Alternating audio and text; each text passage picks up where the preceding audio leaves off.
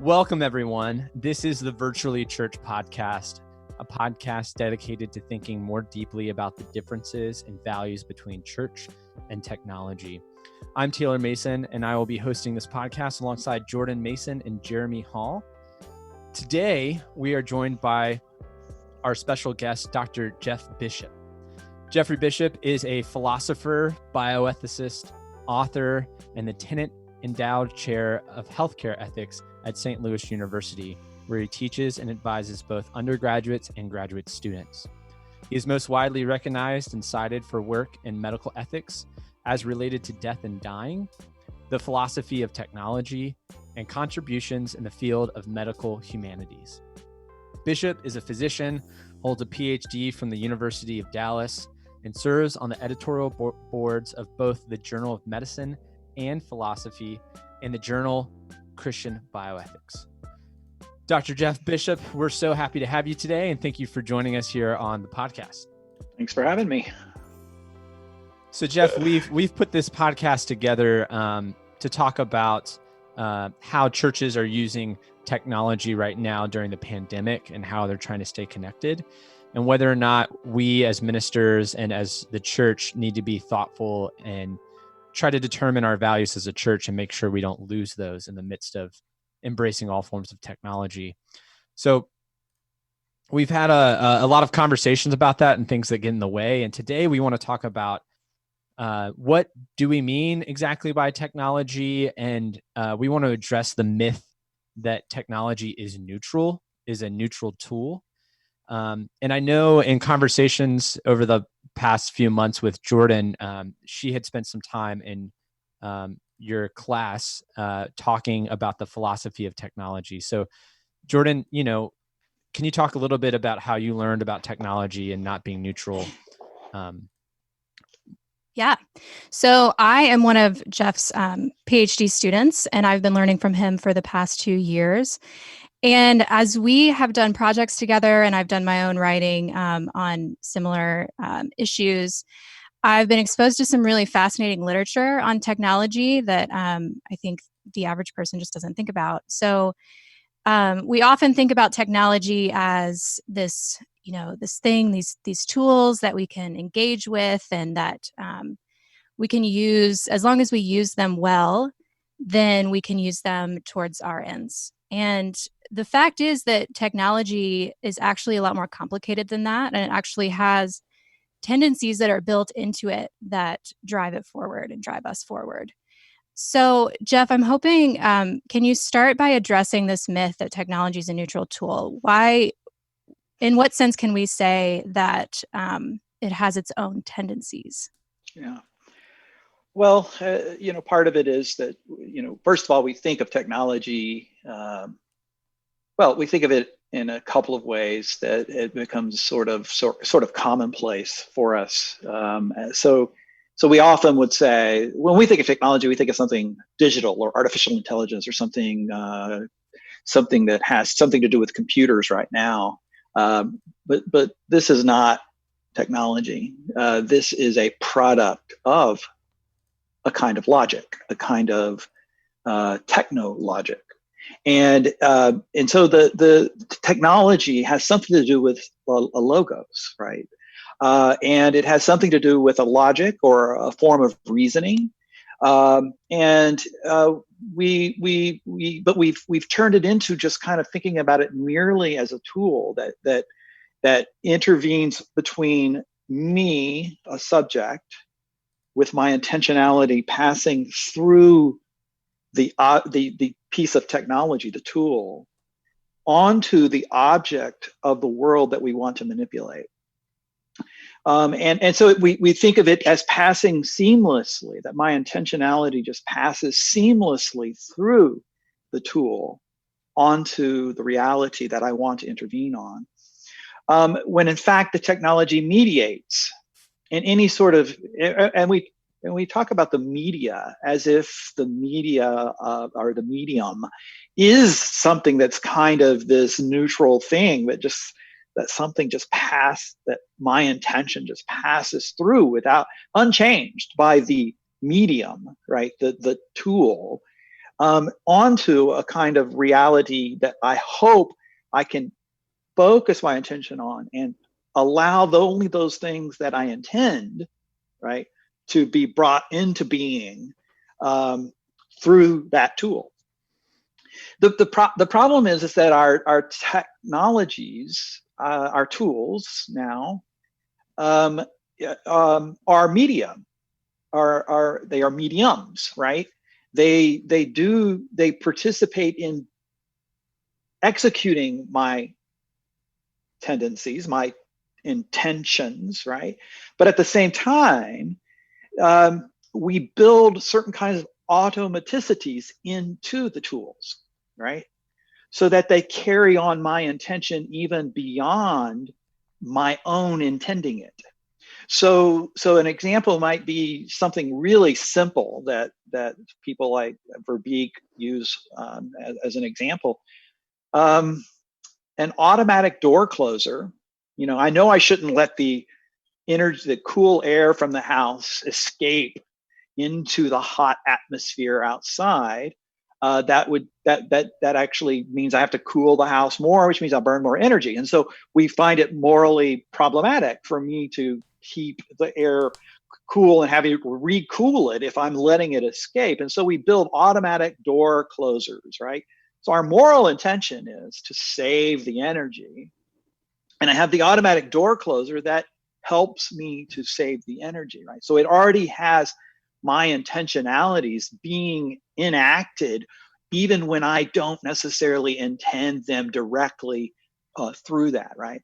Well, we can take that and play that out in multiple different levels.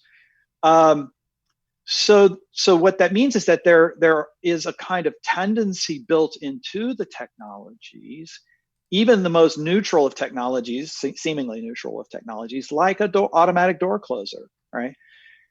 Well, the more sophisticated the tools, the more those tendencies can reverberate in different ways, in ways that we hadn't even imagined, right?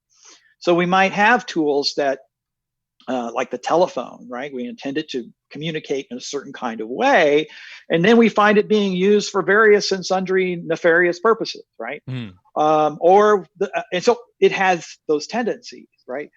Tendencies that any other human being coming upon those other tendencies that aren't being utilized, right, can then pick up with those tendencies and say, aha, I can conform my intentions to those tendencies, right? To then uncover some new use of the tool or some novel way of seeing through the piece of technology, right? So it's already kind of got it has at first our intentions built into it, because usually when we design a tool, we design it with some sort of intention that then will carry out the intention that we want to effect in the world. But then those intentions kind of sit there and kind of begin to spread out, and then other people come upon it and then pick up those tendencies that are built there and then get them to do other kinds of work. So yeah. No. Like, so for example, I think of thinking of Facebook, right? The idea of creating a social network where you can connect with people you know, but you're not physically in presence. So like you can see someone's family photos that lives in another state, and you don't have to go to their home and sit down and look at their photo book. But at the same time, over time, it's also a way that people have found to use that connectivity to spread fake news or, hurtful, harmful information, because it's a tool that has the value of transmitting information quickly, right? Right, exactly. And then what happens is, once we see that, these things they start going off on a tangent on their own, and enabling something that we find nefarious and problematic. A couple of things happen. One, we have to change ourselves so that we can now interact with the tool better, so that those things don't unfold, right? So that's a kind of a virtue ethic that we have to change ourselves now in light of this new piece of technology, so that we don't participate in those dark things that we don't want to unfold with the piece of technology, right? Or we say, we have to get Zuckerberg to build pieces into the technology, right? In order to keep us from doing those things, or to keep others from hijacking them for other nefarious purposes. Kind of like Twitter putting the fact check thing during Donald Trump's tweets, right? Like exactly. they're building that in there. Yeah, and then of course people come back and say, well, who are you to check facts? I mean, so now it comes back. So if you're a virtue ethicist, you want to say, well, we need the virtues of the person, him or herself, to engage with the technology, to change. We can change the technology, we can change ourselves, right? And we can then even change the ends that we want. So we still got subjects, we still got tools, we still have objects, and any one of those can be kind of modified or changed, which is the work we do on ourselves, which is the work technology does on itself, perhaps, especially if you get into now the artificial intelligence realm. The question is, well, what sort of work will the tools do on themselves? Now, I mean, it's not something we want to talk about at this moment, but because we're already moving in a pretty advanced way with that. But that's all part of it. Yeah. But I think like some people are going to be like, let's use that Facebook example with fake news or fake campaigns to sway people's political opinion in a direction where all of it's lies, right? Some people see that happening and they go, yeah, but it's not the technology's fault. It's not the tool. It's not Facebook's fault. It's, the technology doesn't have its own values, right? Because it's someone else using that tool for a bad end, a bad mean. But I know we're trying to say that, no, the technology itself has a value. But how would you respond to that where someone goes, well, it's not the Facebook's fault. It's other people using the tool in a bad way, right? Or does that make sense? And there's no doubt that at some level that is going to be true, right? Mm-hmm. It is always, if we think of it as the human, as the animal that always has a kind of rational intentionality that is always being deployed, that is there's no doubt that's true at some level. However, the tool itself begins to shape me. It shapes my moral imaginary, if we can use that word, right? It shapes what I imagine to be possible, right? There's the old saying, and this is a very old saying, and everybody sort of gets what it means, but if all you have is a hammer, everything looks like a nail, right? It starts to change the way you perceive reality, such that I've got this tool, I have to be able to intervene with this tool, right? So it subtly changes the way that I think of my own being as I act. Now, I'm going to push this into a slightly different domain to kind of make it to kind of bring the point closer, more fully into relief. How about that? Great. There are those who would say that the human animal is the animal that is by its nature technological. So there's evolutionary evidence that the human thumb and tools were developed by hominid species before the frontal lobes of the human ever came into being. So you think about the human animal is we have just a kind of a stupid array of fur on our bodies. I mean, think about it for a minute. I mean, the only things we protect are the top of our heads. For men, maybe for some men, your face. We don't. So in other words, what does fur do? Fur protects. It keeps you insulated. It also makes your body a little bit bigger and allows you to pick up sense perception. We don't have any of that, right? We don't have hard tortoise shells to protect us from animals. We don't have spiky teeth to fight off things, right? What do we have? Well, we say we have our intelligence. That's what makes us different. We have the frontal lobes. there are those out there who say, look, it might be the fact that we could grasp a stick to beat off the animal that then permitted the evolution of the frontal lobes, right? So that our own being is already tied up with our tools. There's an old George Carlin comedy routine where he talks about stuff. I got this stuff, I got that. And if you think about it, when you move, how much stuff do you have? I recently watched a film, and I'm blanking on the name of it. I wish I could think of it because it's one of those really artistically beautiful, scary films that kind of leaves it open-ended at the end. But think about moving across from St. Louis. St. Louis is the gateway to the West, right? Moving from St. Louis westward across the northern plains into the Rockies, right? And then trying to get to California or to Oregon or wherever. They were packing up all their stuff, like clocks and tables and things like that. And in this particular movie, they were having to throw that crap out just to get across because they couldn't find a water source.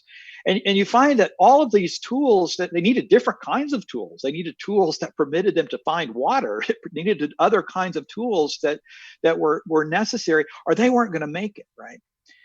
And I started thinking about, just in watching that film, I was sort of thinking about, we really are the animal that needs stuff in order to be able to survive. So what that means is that maybe the stuff, maybe the tools themselves are already shaping how we imagine our own being all the way back, right? I know that's not something that most people want to think about or hear, but I think the point is, so we don't have to put all of the onus on the technology. The typical thing we do is we put all of the onus onto us. But what we probably need to be talking about is the way that we mutually shape each other. In other words, how we are shaped by the tools that we have, and then how we then come to shape the tools to affect the things we want to bring into being.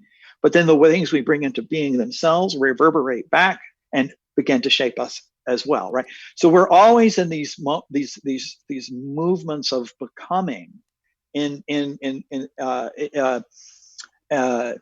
We're always in these movements of becoming, and lest we have no telos, then becoming what? We don't know sometimes, right? We're left standing here imagining what it is that we're becoming, at least if you're not theologically inclined. So are we cyborgs? Yeah. At some level, there are people who would want to say, yeah, we are always already cyborgs, right? We always are already the animal that needs tools, right? And at some level, I think that's right. But we're also the animal that can abstract from that. We're also the animal that can drop it off and choose not to engage it in a certain way, right? Go ahead. No, I think that's a perfect kind of connection and segue into one of the purposes of why we're having this conversation and how it relates to a church community is what you just said. We are one of the few that are able, what makes us so special is we are able to use these tools, but we're also able to drop them off and decide not to use them. And I think part of our discussions during this podcast series is trying to determine, how do we incorporate as ministers or as churches new forms of technology that can connect us and do church, especially during a pandemic where we can't be in person? But also, where's the moment, or where's the line, or how do we navigate our world and determine, hey, we're going to use these tools, but we're going to decide to drop off these tools, although we might be feeling pressures as ministers from everyone else to do this or to do that, or to use this form of Zoom, or to use this type of experimental way to connect and do Sunday school or Bible study or whatever the case is. Well, let's talk. I mean, that's fascinating, and I think this is exactly right, the right sort of question to be asking. But I think let's back up from that question historically for a moment and just think about the ways that churches are always engaged in techniques, if not over technology, in techniques, right?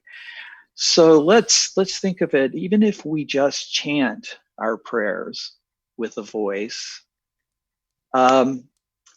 most of us would have to use a tool, a prayer book, for instance, right, out of which we chant, or a hymnal, right? That's a piece of technology, right? It's it's a technique that is in aid of memory. Now, if you think about epic poetry, even the epic poems of the ancient Greeks, for instance, they already have rhyme and meter before they had writing. They had rhyme and meter and a series of repetitions. They always did things in a certain kind of order with a certain number of repetitions that then permitted the reciter of the poem to learn it, right? So even if we just look at epic poetry or chant, right, the whole point of the technique was to shape the actor so that the reciter of the poem, or that the orator in prayer could actually do the work of praying, right, or of reciting the poem.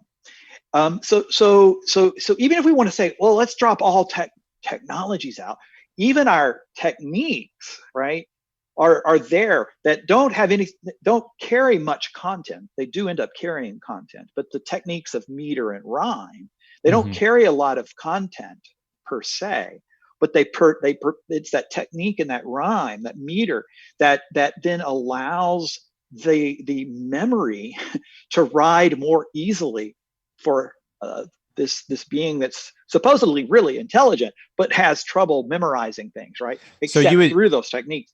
So all the way back, we see that we're having to use some sort of techniques to get to it. Yeah, go ahead. And you would say that those techniques are, or the I'm trying to think of how to phrase that with the idea of values, because that's something that we're trying to hit on, is like the values of that technique are to help people remember things, right? Help to bring the content into being for me and for others as I'm reciting the poem or reciting the prayer. Yeah. Great. Go ahead, Well, Jordan. and also those techniques also serve to manage the embodiment of the reciter. So the meter tells you when to breathe as you speak, so that you can continue to speak and speak and speak without getting winded, right? Yeah, so it also serves as a way to mediate our embodiment and carry out this task that we have in front of us. So that technology has is created to have a specific value in its own self. Like the meter itself has its own value, the technology that's created, regardless of what the other person is doing or how they're using it. Is that correct? Yeah, I think that's right. And I think, I think for me, the most beautiful poetic rendering of the breathing, if you look, this is my estimation, I'm no expert in this, but if you look at the Book of Common Prayer, you will find phrases that it is marked out in phrases that one can say in the length of about one breath. Okay, and it's so your phraseology then began. So in other words, there's something about me in my embodied status, as Jordan pointed out, that is being put into the meter that then allows me to carry memory on that meter, and then to reconstitute my memory as I speak it out, which then shapes the memories and through the rhyme and the meter of others around, right? And then we put it into books, right? And so the books become the medium. Or let's move to music. We start out usually with the human voice. Most of the liturgies that were done, before organs were always chanted with the human voice. The organ, the the theologians have kind of retrospectively said, the organ, it's the instrument. The organ and the violin are the two instruments that sound most like the human voice, and therefore those are truly permitted in worship. Then we create sort of theological reasons as to why these two instruments, these tools, are permitted in aiding us in worship, in praying, so to speak, right? But they also permit us to pray in another way, right? It's no longer just the words, right? But the notation and the melodies and the harmonies themselves are begin to communicate theological content, right? And so the technology is already, the techniques are already interwoven into it right there. All right, well, now we move that to bands. Okay, now to my more traditional ear, I just don't like drums in worship. I'm sorry, it's not something I can get into. I could get by with trumpets, okay, but yeah, guitars. I don't know. I love the guitar, but in worship it just seems weird, So in synthesizer, I can't do the sort of keyboard music that's sort of electronic. So something about it. Yeah. Here's the thing. Traditionalist. Yeah. Right. Well, maybe. I'm also saying that we use these tools. We create these tools to carry our content that then come to shape us. That then and so I think with any tool, with any set of techniques that we use, every set of techniques that we use both enable something to come into being that we want, but they also disable other things from coming into being. So let's step back. Chant enables a certain form of praying to come into being, but it might foreclose on other forms of praying, right? Yeah. Or a prayer book might enable certain forms of praying, but it might disable other ways of praying. Or an organ might enable certain forms of prayer, but it might disable it. So the same would be true for the popular, band with, drums and guitars and synthesizers and all of this stuff that kind of makes the modern worship service of many Protestant churches. We should be asking the question, well, what is it enabling? But we then have to ask, what is it also disabling? So and we have to take that second part seriously as well. Yeah. And so can you help us take that into pretty specific and probably popular examples of what we're currently doing in the church right now, which would be like the use of Zoom or streaming your worship service, or I don't know, what else, Jeremy, have you been doing at your church or that you've been hearing? The pastors here are doing daily devotional thoughts through short videos. Every Sunday, the new service for the week is made available after a Zoom Sunday school class. And at 1:00, I sort of debrief the service. I get on Facebook Live, and for whoever is there to listen, we walk through the service, and and I ask questions, and sometimes people respond, but it's a pastor monologuing about why the service is the way it is. And that's become part of the rhythm of our worship week. And so, Jeff, if for a minister that's listening, or even a church member that's trying to think and be in dialogue or help understand what their church is doing right now, take all of that and help us kind of walk through how we might have to think differently to start establishing what these forms of technology we're using has its own values. Like, how do we determine and figure out what those things have values and how it's affecting us? All right. So the first question is Zoom like a seamless, almost immediate, unmediated conduit for information?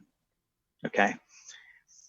We want to believe that it just kind of takes every part of my intention and just kind of without changing, just comes right on through, right? But that might be enabling a certain way of thinking that is already regnant in, how do I put this without being terribly offensive? It's okay. Do it. With, Do it. We all know what you're going to say. with so many Protestants around. There's a way. Go ahead. No, this is great. Go ahead. You can bash on Protestants. We're That's good all with right. that. It's all right. Like I said, it enables certain things and it disables others, right? So there's a way that there's already with the printing press. The printing press enabled a certain way of thinking that would transform the world, no doubt about it, right? But it also disabled because it also made it sound as if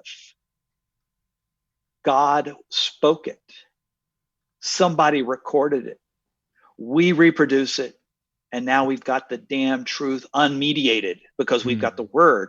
Oh, it's translated into languages. Well, then some of you need to go read some Greek because, that's what the language Jesus spoke. And that's the language that the New Testament was written in. So then once we get to the Greek, we will have it completely unmediated. God must have been speaking Greek to the Greek speakers and he wrote it down. They wrote it down in Greek. And now we just have to, right?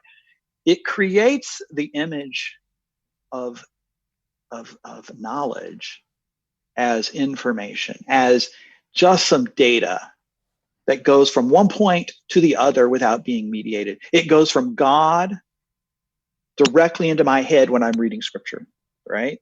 Yeah. So it already it enabled lots of wonderful things, the printing press, but it also begins to shape Protestant theology, their own reflection, without thinking of it as being mediated by the printing press. Their own reflection about it enabled certain kinds of things, but it also required them to change the way they think about knowledge now, so that knowledge is merely information. So there's a way in which Zoom might be doing the same sort of thing. Zoom almost, these virtual technologies that allow us to do exactly what we're doing, right? It's almost as if they just kind of reproduce the printing press in a way, right? Because it's the idea that Jeremy can preach it, and then it's going to go right out there in the way he intended it, and it's going to do the work that the Word of God does when the Word of God acts, right? And it's not, the medium does nothing to it, doesn't change it at all, right? And that information then gets deposited in his parishioners, right? But then notice something, he had to go and debrief it all. Now we've already had to come back to kind of say, what is it we were doing here? Because there's probably is something lost in that metaphor of a seamless mirror, a clear lens, a lens that is no lens, that does not mediate, where information just goes right through it, right? So I think we need to start to press pause for a moment, not literally on the recording, but pause for a minute and think about what is being enabled, but what is being disabled by virtue of the technology. Well, when Jordan and I were having these discussions, for her being Episcopalian and not Protestant, there's different values. Debatable, right? We still aren't sure if we're Protestant or not. There are going to be comments now. I know. Like, all right, send your emails in. Fact give us a check. comment. Yeah. As Baptists, we could argue about that. I think this would be a place. This would be a place, real quick, to plug that if you do have comments or thoughts or questions, or if you want to debate us on whether or not Episcopalians or Protestants, you can email us at virtuallychurch@gmail.com. That was seamless. So that we can be. Yeah, I know, right? You like that segue? No, but Jordan, when we were talking, you were saying that less for Baptists, since I'm at a Baptist church and Jeremy's at a Baptist church, but often a lot of Protestants too. The idea of information transaction is more present, but in the Episcopal Church, there's more things that are done in your tradition for worship or otherwise that requires more embodiment. Can you talk a little bit about that? Yeah. So the liturgical style that we use and the Book of Common Prayer, built into that are these techniques that are not just information sharing and can't actually be replicated over something like Zoom. So like, for instance, the smells of the place where you are, like that puts you in a certain mindset when you smell incense, for instance, or watching the priest break the bread at a certain distance from you, closer to the altar than you are, like that says something, right? Or kneeling down on the pew when you say the prayer of confession is different than if you're at home and you just kneel on your carpet with your dog. It's a different sort of sacred space. So the embodiment, the repetitions, the movements, the sights, smells, sounds, they communicate and they say something to you about what it is you are, who you're worshiping, and what it is that you're doing. And Jeff, I would ask, how would you take what Jordan was saying and have that in conversation with someone else that says, hey, look, we can make all that happen like through technology. Like we're working on, I know this isn't a little bit more extreme, but just for an example, like we're working on, scent smells that will come out of your TV that will smell just like what it is in the church. And we're going to provide you with virtual reality headset where you're fully immersed and you can look up and see, the stained glass windows, and you can navigate your way through the sanctuary and feel like you're connected. I read an article doing some research for this where someone said, in fact, watching worship online is better because I can physically, I can be closer to the pulpit than I would be if I was sitting in person, because I'd be 50 feet away versus now the preacher is like right there on my screen. So like, how would you, Jeff, navigate that conversation for some people that are saying, look, actually this whole virtual stuff, we can pretty much do everything that we've been doing through embodiment or through in person, and we can just translate that. Or I think another thing that we talked about last episode is pastors and ministers are worried that if we don't translate everything we've done in person, we're going to lose the church, or I'm going to lose my job, or we're going to lose the connectivity that we had before this pandemic. You got to innovate, got to keep going. Yeah, exactly. Look, at some level, I don't disagree with the person who would say all of those things. But the first question has to be, well, what are we enabling? But also, let's not pretend that we're not disabling something, right? You already have a faith in this medium that is unquestioned. If you believe that you can translate everything that is humanly possible in a worship space into something that can be done virtually through artificial intelligence or virtual experience machines or whatever, right? You already have a faith in it, right? Question it. Question that faith. Ask yourself if that is in fact true of the medium itself, right? Of the technology. I think I'm going to say this, and again, I'm going to anger all my Protestant friends, I'm afraid, but there's a way in which Protestantism is already prone to this, right? Because for at least a certain brand of Episcopalian, for Catholics, for the Orthodox, it's the very enfleshment of God is experienced in the liturgy.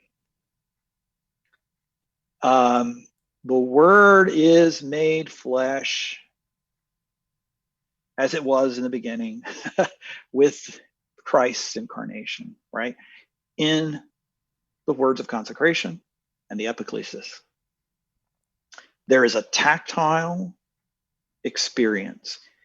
One of the things I think that even a great phenomenologist like Maurice Merleau-Ponty points this out, that the touch is perhaps the most important sense, because it is the one sense that in acting is acted upon.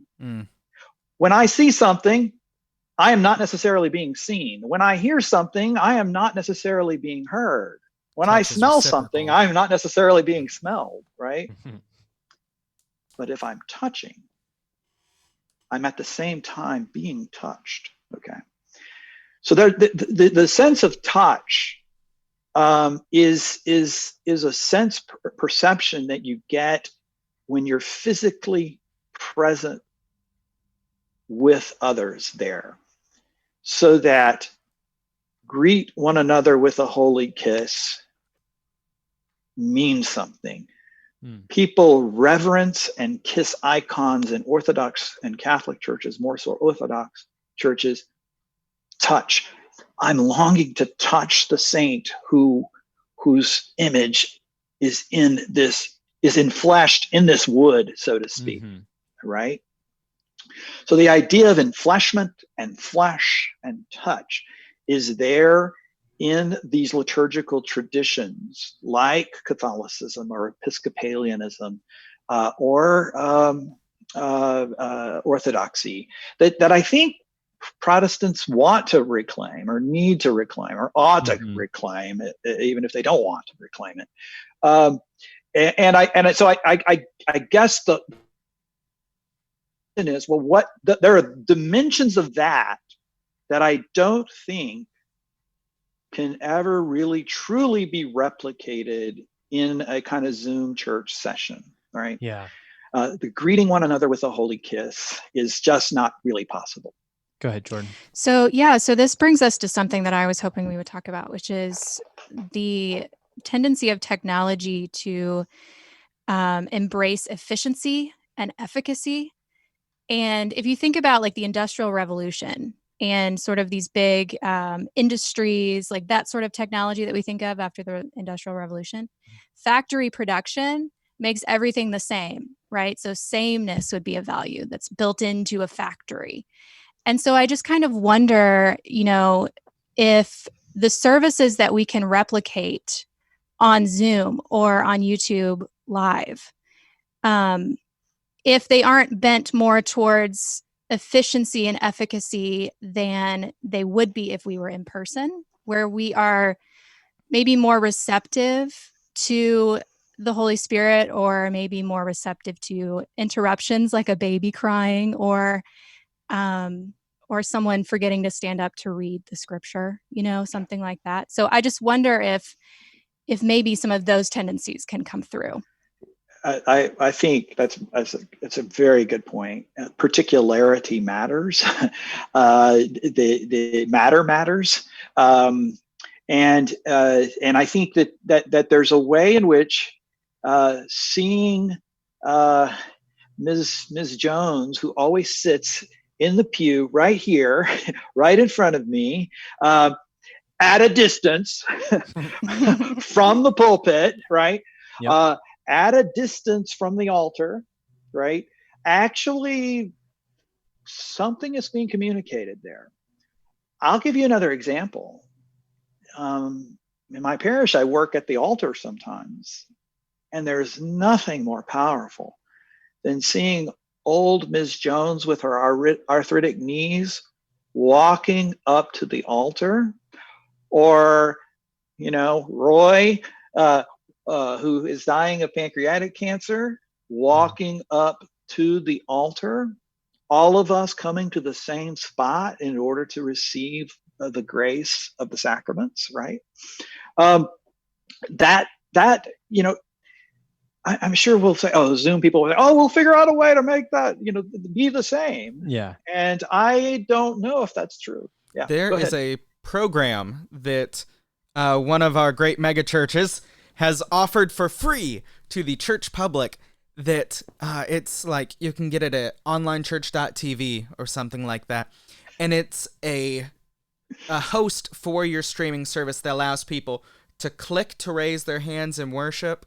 They can click to say amen. It's got a thing so the pastor can do with every eye closed and head bowed, just put your hand. I see that hand. You can click to raise your hand. I want to know if there's like a special recommitment button or something. But you can walk the aisle by clicking here to walk the aisle. Yeah.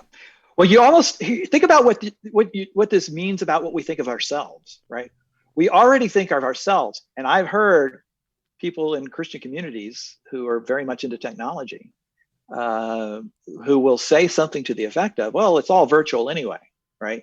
In other words, even our own experience in the flesh is just a virtual experience, because they think of us as ourselves as some sort of soul that's just kind of separable from a body, that just uses the body as a perception device, a perpetual, what do they call it? A simulation device, right? That simulates the real. We don't ever really see color anyway, right? It's just light reflecting, and so it's just mediated through the body in a certain way, and it Just tickles neurons a part in the of brain. it. Well, it's not even neurons, to the point where the soul, or some thinking thing, Descartes obviously here, some thinking thing that kind of somehow is approximated to the neurons in such a way that it makes something happen in the soul, right? So it's not even neurons for many of them. So it already has to make the soul into a form that is about information. The form of the soul. The soul is the form of the body in traditional Greek and early Christian metaphysics. The soul is the form of the body, but now it is just that which is informed, right? It's not the form. It's what is informed, right? So the soul experiences through the technology of our meat suit. So it's perfectly okay to engage with a simulacra of an online worship service through the simulation of our physicality to mediate to the form of our ultimate existence. I couldn't have said it better myself. Yes, that is the articulation of the problem. And so I think people need to actually pause and say, okay, technology is enabling some things, but it's also forcing us to do these sort of backhanded twist our bodies or our minds in a certain way, so we can understand what is actually going on, right? But that now technology is making it so we don't even think of ourselves as anything but this sort of information, right? So I think Protestants, again, would tend to be more shaped by this, just by virtue of what happened in the Protestant Reformation, with the centrality of the printing press enabling it to become what it became, which then led to more theological reflection upon it, of course, which then, of course, blossomed and gave us beautiful things in the history of Christian thought. Absolutely. But it also foreclosed on and probably inhibit us from thinking and imagining things in a different way. And so I think Protestants might just pick this up too quickly and not realize that it's also disabling and disforming us in some ways. So, go ahead. I think that actually Protestantism does have some resources to counter this. Like, I think specifically, we talked about last episode, that the act of preaching in a lot of Protestant denominations is a moment where the Spirit of God encounters you in the preaching of the word or in the reading of scripture. And that's a very particular moment, that the spiritual and the physical are one. And so I think that if some Protestants think through this, they might, through their own tradition, find some resources for saying, hey, maybe we'll do some live services. Maybe that makes sense for us, but maybe we won't record them in the sense that they'll be stored up on YouTube somewhere. So I completely agree. Barth did his best to counteract the worst tendencies within Protestantism, and the idea of the kerygma, the preaching of the word, is completely an attempt to kind of sacramentalize. Many of the Protestants transform the sacraments into these artifices that communicated some sort of information that themselves didn't matter that much, because the medium didn't matter that much, because we do it better through the reading of the word or the speaking of the word, right? So that it can't actually be that the bread becomes body. That technology, that sounds weird, but they're more interested in the information flow through the bread, right, or through the word. But I still want to say, there's a way in which preaching of the word really only engages the body of the preacher. It engages the brain of the listeners, no doubt. I'm not denying that. But it really only engages the body of the preacher, right? And so even just leaving it to the preaching of the word or the reading of the word or the kerygma itself, and this is where I always kind of push my Bartian friends, it's like, well, to what extent are you still dependent upon a kind of technique that, and what does that technique enable, but what does it disable? And I think those are still the conversations that people need to be having, even in the attempts to salvage the worst tendencies that a particular technology might enable are before us, rather.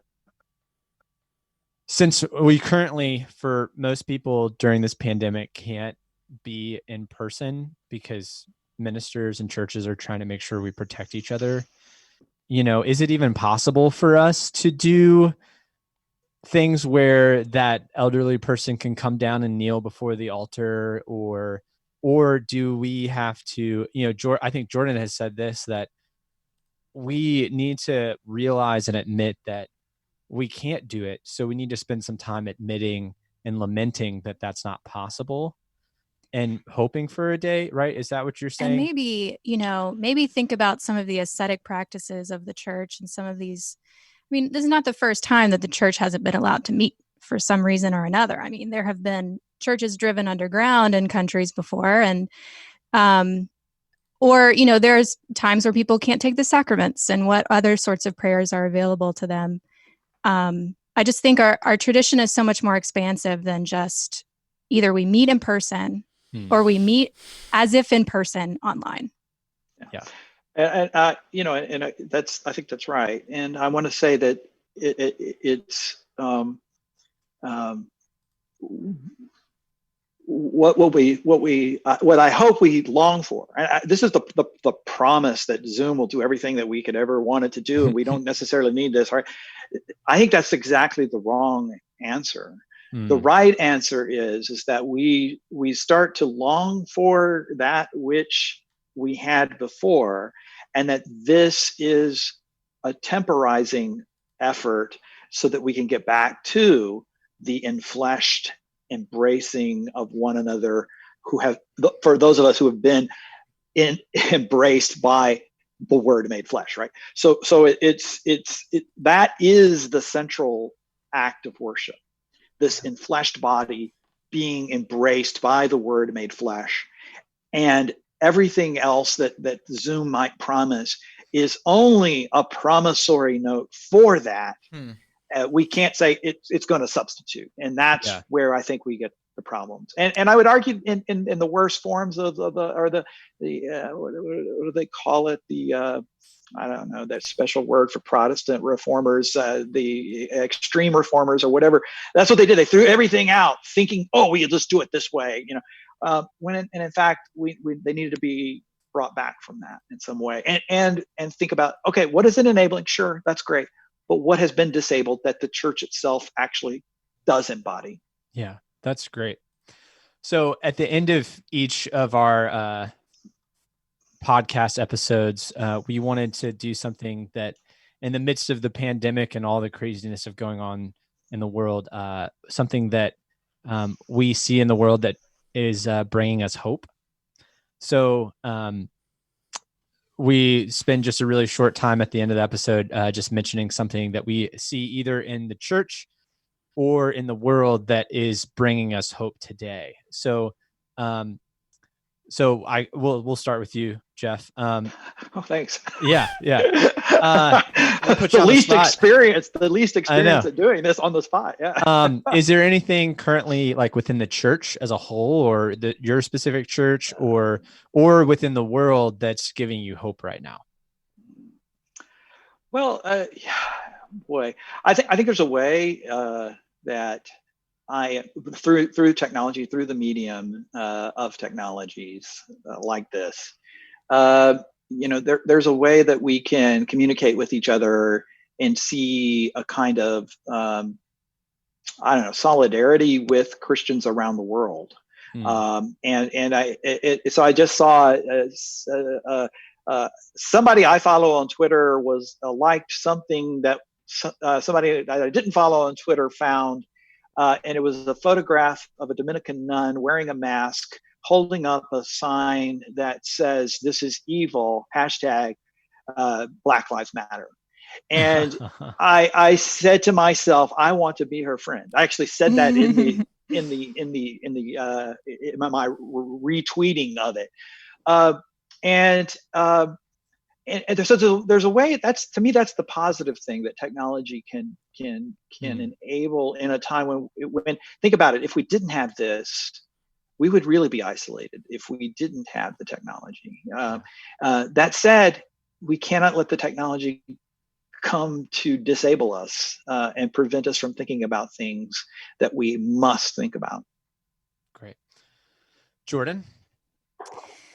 Yeah. I'm finding hope in turning off my self view on Zoom. Do you guys do this? It's so empowering to not stare at yourself. I didn't know No, that's my real something you could answer, do. as well as that, is that I've noticed through this pandemic that all of my neighbors are home all the time, which could be really annoying, but I'm just embracing, like, we're actually really getting to know our neighbors. We see them every single day, and it's been really fun. I'll go, and then Jeremy, you can go last, so we mix up the order. So I'm being encouraged by one of my church members who, is a senior adult, but I was on the phone with him just yesterday, and he's like, I'm really just missing being in person. I'm still connected online, but I just miss, being with my church. And then too, he was like, but if there's any way that I can help you guys as ministers, or if I can help someone else, I got a little bit of money, or if I can do anything else, just let me know. And just those little things that you hear that people in your church are committed to caring for others, like, just brings me hope in the midst of all of the craziness and all of the sad stories and everything else that's going on. That's awesome. Last night, I had the opportunity to talk with the teenagers at my church, and we opened that time with just hey, what do you want to talk about? What's going on? What's good in your week? What's rough in your week? And we got talking, obviously, about the things in the news, about George Floyd, about the protests, about here in Atlanta. It's something that's going on all around us. And they had, maybe it's because they have the time, but they've thought deeply about these things. And their perception around all of it was so beautifully nuanced in ways that no media outlet could have presented them with, that I am excited about the future, because they're talking about, like, so they're not angry at anyone. They understand all the sides at play. They see the protester and they see the pent up aggression, and they understand. They were talking about the plight of the small business owner who has finally had the opportunity here in Georgia to open their store, and now there's a protest in front of it, and they have to be worried, even if they support the protest, because that might keep people. And I was just blown away with the level of nuance that these teenagers were bringing to their thinking, and wondering why we can't get that out of adults. That's beautiful. Well, thank you, everybody, for talking today. A special thanks to Dr. Jeff Bishop. Dr. Jeff Bishop is a philosopher, bioethicist, author, and Tennant Endowed Chair of Healthcare Ethics at St. Louis University, where he teaches and advises both undergraduates and graduates. So smooth. You can find more about him, and if you go on the SLU website, you can see all of his journal articles and books that you have published. And we just thank you so much for your time, Jeff, today to speak with us. Thanks for having me, guys. It was fun. Also, we want to thank you for listening and joining us during this episode. It's been a great time to have conversations, and we hope you enjoy it too. Please feel free to subscribe to our podcast anywhere that you find podcasts. We're there. We're on iTunes. We're on Spotify and Stitcher, right, Jeremy? So you can like us, leave us a comment, rate us on iTunes. It's a great way for us to get discovered. You can also find us on Facebook and you can follow us on Facebook and share. We'll update you with some when new episodes are going to be dropped. We're also going to share some photos from backstage. So you can vote on who has the best beard. Sorry, yeah, Jordan. It's not me. And finally, we just wanted to mention that we want to hear from you. So if you have thoughts, questions, concerns, feel free to send us an email at virtuallychurch@gmail.com. And maybe next time we can spend some time answering your questions. We would love to do that. So thanks again, everyone. And I hope you continue to stay safe during this time, and hope we can talk again soon.